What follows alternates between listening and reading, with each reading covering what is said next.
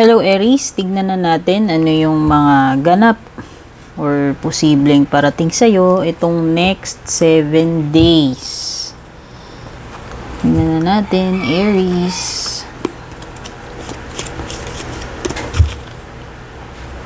Thank you so much, Aries, sa iyong continuous na pagsuporta, magsubaybay, mga likes, shares, comments. Malaking tulong, malaking bagay po sa akin yung mga yan. Basahin nyo na lang guys yung description pagdating sa mga gusto mag-avail ng private reading ko. Tingnan na natin yung mga paparating. Meron kang archway.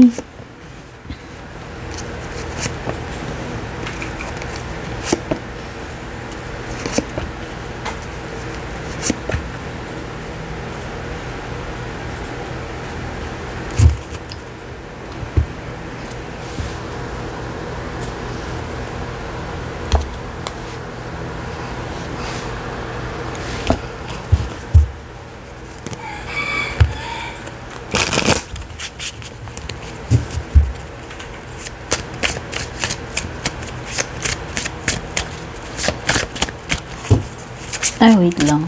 Natin na to. Tarot cards.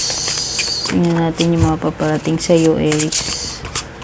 Archway. Kung may magbubukas na opportunity para sa'yo. Mukhang meron kang makakadeal na magiging sakit ng ulo mo. Ayan. Okay, so eto yun, yung archway, yung magbubukas na opportunity sa'yo. Oh, may panibagong path dito eh. Meron kang bagong papasukin, bagong umpisan kasi parang may dadaanan ka din dito at yun yung pinaka magbubukas sa iyo ng opportunities. Okay? Possible na new path na tatahakin mo, no opportunity na mag-o-open sa iyo. Sa career man yan, sa negosyo or sa ibang bagay. Ito na yun, may tao na namang matigas ulo dito. Ito yun, yung mananakit ulo mo. O bakit? Kasi may matigas ulo or aggressive. Pwedeng energy mo yan o energy nakakadeal mo. Angel, wow, this is protection, spiritual guidance. So, mapuprotektahan ka if ever na may danger man napaparating sa'yo, protektado ka ng divine, ng angels. Strong emotion, ayan. Pwedeng makaranas ng mga strong emotion, makareceive ng mga strong emotions, love or hate man yan, or anumang klaseng emotion. Naglalagablab. So, very fiery. Okay, pwedeng may earth sign dito. May ram eh. Taurus, Virgo, Capricorn, fire sign. Meron din Aries, Leo, Sagittarius kasi may apoy. O pwedeng passion, any kind of emotion nararamdaman coming from you or galing sa ibang tao, pupunta sa'yo. Okay, pero pwede rin naman itong pagiging passionate lang. Kung ano man itong ginagawa mo, pagiging passionate sa relationship, sa ginagawa mo, sa trabaho mo. Okay? This is something talaga na yung gustong-gusto mong ginagawa. Kasi pag sinabi nating passion, diba? Yun eh. What do you want to do na you are passionate about? Kung hindi mo pa nagagawa yan. Okay? That is something to consider, Aries. Baby, paparating sa family, whether ikaw or loved one, family member nyo, kapatid, kamag-anak, sa may baby, may ipapanganak, o baka tao man yung mga anak, pet mo, kaibigan mo, or pagbubuntis, even kung paparating pa lang to, pwede rin namang sign to na merong pregnancy na paparating. O baka ikaw, no? Or parang something na kino-conceive pa lang na idea. Like an enterprise, a business. Yan, pwede. No? Ginagawa pa lang, pinagpaplanuhan, pinag-iisipan, lumilitaw na to. O whether pinagpaplanuhan is baby or negosyo or panibagong project, panibagong interest, endeavor, no? Pagkakaabalahan, any activity related doon, at you are dealing with a person. Ano man ang gender, hindi ko nalalagyan ng gender. Pero pwedeng strong energy ng woman. dealings daw relationship with a woman na may pagka-dark yung kanyang kutis. So, pipiliin na natin brown. No? Kayo manggi. Yan.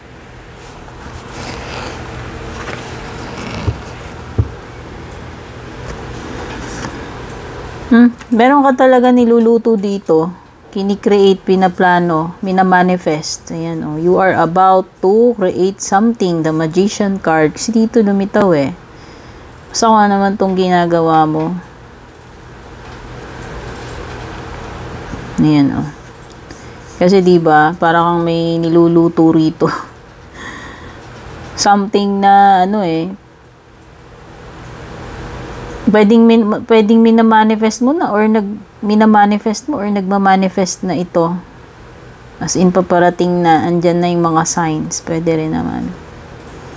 Transformation, butterflies. Nakakita tayo ng mga butterflies. Hindi ko alam kung meron kang gustong baguhin sa sarili mo o meron bang nangyayaring pagbabago sa'yo or mangyayari pa lang.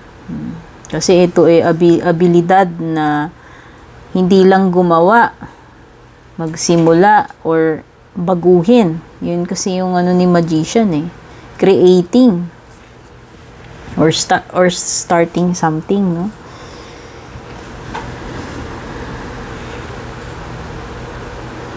Ten of Swords. So, itong person na to, dami niyang tama ng pana.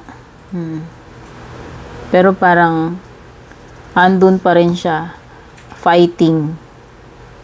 Buhay pa. Okay. Marami na sigurong pinagdaanan tong tao na to. No, baka indication to Aries, ikaw to as a person who is strong. Marami nang napagdaanan sa buhay or it could indicate kung mangyayari pa lang, no, na merong mga paparating pa sa'yo. Oo, ito ay pwedeng bugbog ka na or masyado ka nang nasasaktan or masyado ka nang natutorture pero tinatry mo pa rin maging okay, tinatry mo pa rin maging strong, tinatry mo pa rin kayanin. Eventually, bibigay din. Yun yung nafe-feel ko. Masyado na maraming tama eh. Okay? Masyado na. Overwhelming na to. Wala nang paglalagyan. Ayan, pwedeng punong-puno na. Or masasagad na, darating na doon sa maximum na limit. No? Pwedeng umabot sa hanggang doon na lang talaga. Kasi nga, nasagad na eh. Napuno na, wala nang paglalagyan. So, ang tendency is, di ba, pag puno na yung salop, ano tawag doon? Ano yung term nila dun, guys? Pag puno na yung salop, parang i-harvest mo na or kakalusin mo na. Tama ba? Ewan ko. Yan ang energy. Ten of Swords sometimes indicates ending. So, pwedeng may ending na mangyayari dahil nga, eventually, masasagad na eh. Okay? May pagbubuntis talaga, guys. Ayan. Crib. O, baka iba sa inyo, may baby na kayo. Andyan na yung crib. Or, kahit wala pa yung baby, nagpe-prepare na. Oh, bumili ng crib. Ayan. Basta merong ipapanganak dito. May bagong magiging member ng family. Pinanganak man yan or hindi. Halimbawa, yung kapatid mo nag-asawa. So, bagong member ng family. May nadagdag. Merong something na madadagdag sa'yo. Tao man to, giving birth man to, pregnancy man to. No? Something na matagal na ni-nurture and i-give birth. No? Halimbawa, matagal mong inalagaan to and magkakaroon ng magandang results. Yan. Kasi, giving birth is parang rewarding, di ba? Bilang mga nanay, mahirap, delikado. 9 na buwan mong dinala yung anak mo, and then pag lumabas siya, sobrang saya mo, di ba? Pawi lahat ng sakit. Yun yung pinaka-reward mo, di ba? So, yun nakikita ko, pwedeng ito ay something na namumuo, something na kino-create mo with someone, and then namumuo, and harvesting mo. Lalabas na, aanihin na, hinihintay ng dumating. Yan, mga ganong bagay. Pero, malakas nga yung energy ng pregnancy, giving birth. Two of Cups. Yan. This is, partnership. Mutual understanding. A romantic connection. A rekindling.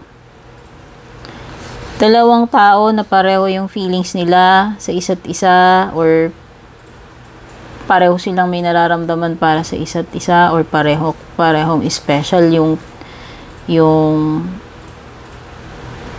pareho kayong may special place sa puso ng bawat isa. This is joining ng dalawang tao, dalawang energies like partnership, friendship man yan or romantic, business man tong partnership, basta may may pag-meet ng dalawa pagsasama ng dalawang tao. Pwedeng marriage, pwedeng pagpasok sa commitment, relasyon. Para kayong dito, pwedeng soulmate energy, or kung sino man tong couple na to na very kayo, magkasundo, compatible. Yan, you have something in common with this person. Romantic man ito or hindi. Kasi parang nagkakaintindihan kayo, nagkatinginan kayo sa mata. So, pwedeng nag-uusap kayo by heart, by soul, kahit hindi kayo magsalita, is naiintindihan nyo yung isa't isa, or nararamdaman nyo yung feelings ng isa't isa. Nag-uusap kayo sa isip, sa puso, parang ganun. Okay, pagdating sa mga signs na meron dito, pwedeng may Virgo, pwedeng may Gemini, pwedeng may air sign, Gemini, Libra, Aquarius, Taurus, Libra. Or a water sign, Cancer, Scorpio, Pisces. Kuha tayo ng oracle cards.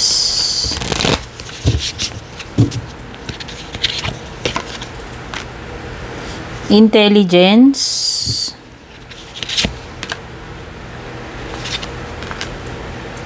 Purification. Pag sinabi nating purification, meron kang something na dinidetox It's getting rid of impurities, mga dumi, yan, yung mga toxic.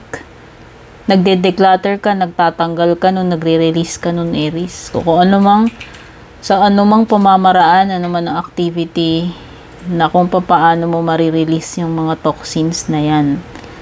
Talagang whether sa physical, halimbawa talagang sa health matter, kailangan mo mag-detox, or sa relationships, or sa mga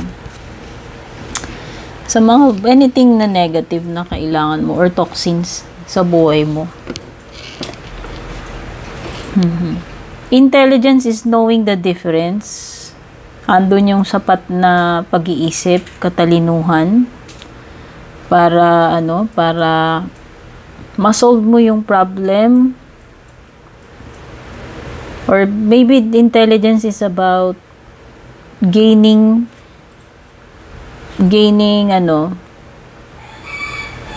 knowledge, no? Or ganun ka lang talaga katalino. Alam mo lang kung paano yung gagawin mo, no?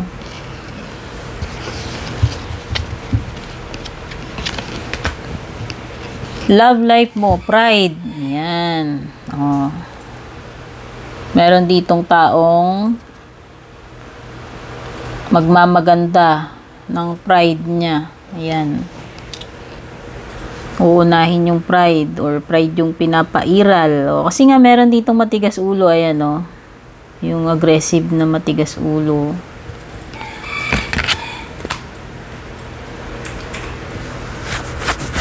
Ma-pride, ayaw tong may masasabi sa kanya. Ayan, iniintindi niya yung iniisip at sasabihin ng ibang tao. Bukod doon, Aries, pati yung pride niya, yun yung pinapairal niya dito sa relationship ninyo.